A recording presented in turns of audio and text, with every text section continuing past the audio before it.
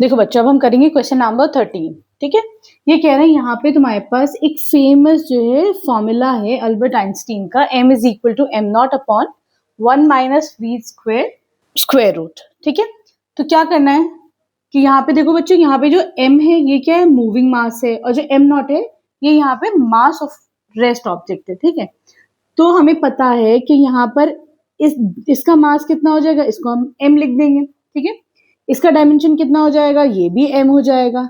ठीक है, क्लियर है। अब देखो नीचे क्या आ जाएगा, 1 माइनस वी स्क्वेयर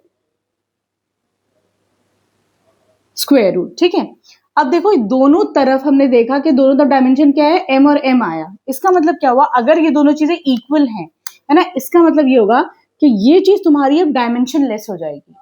ठीक है, ये क्या हो जाएगा, ये डायमेंशन लेस हो जाएगी, क्योंकि दोनों तरफ तुम्हारा डायमेंशन mm आ रहा है। तो अब इसका मतलब ये तुम्हारा डायमेंशन लेस हो गया। तो देखो 1 माइनस वी स्क्वेयर, ये क्या है तुम्हारा, ये डायमेंशन लेस हो गया। ठीक है, लेकिन इस अभी देखो कांस्टेंट है, 1 क्या है, तो कांस्टेंट है, तो इसके तो कोई डायमेंशन होगा ही नहीं। लेकिन यहाँ पर है वी स्क्वेयर, तुम्हें इस इक्वेशन में c पुट करना है। c क्या है, स्पीड ऑफ लाइट है। तो स्पीड ऑफ लाइट का क्या होता है, यहाँ पर ये क्या है, ये भी वेलोसिटी है। वेलोसिटी क्या हो जाएगी, तो हमें अगर इसको जीरो करना है, इसको अगर डायमेंशन लेस बनाना है मुझे, तो मैं क्या करूंगी, इसके ऊपर नीचे c लगा दूंगी, स्पीड ऑफ लाइट। ठीक है, तो उससे क्या होगा, अब दोनों के जो डायमेंशंस हैं वो कैंसिल आउट हो जाएंगे। लेकिन देखो ऊपर जो है वी स्क्वेयर है, तो नीचे भी यहाँ पर वी स्क्वेयर होगा।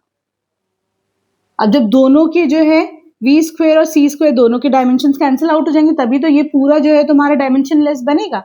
तो इसका मतलब यहाँ पर तुम्हारा सी स्क्वेयर कहाँ आएगा, ये आएगा अपॉन सी स्क्वेयर। ये है तुम्हारा करेक्ट फॉर्मूला।